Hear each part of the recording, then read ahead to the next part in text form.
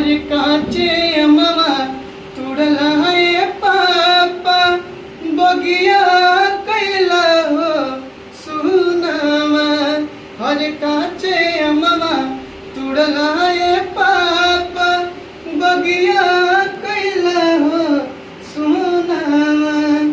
अरे बेटिया भी हला जी पापा महलिया कैला हो सुनावा। अरे रोजो रोजो कहला जी पापा बेटी बड़ी जान जलावा। अरे कबो नहीं कहला जी पापा भैया बड़े जान जलावा।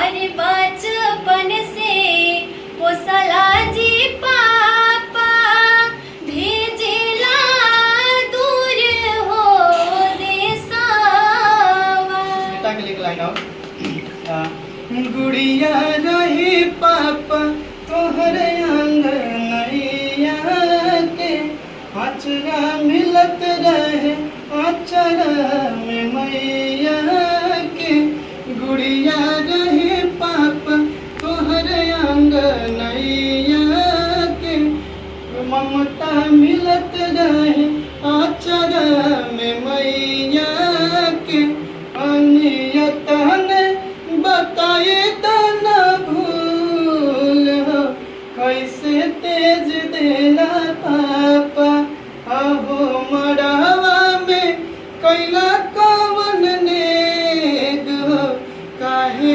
तेज देला पापा। बहुत बहुत बढ़िया। तो ऐसे ही प्रैक्टिस कर लिया।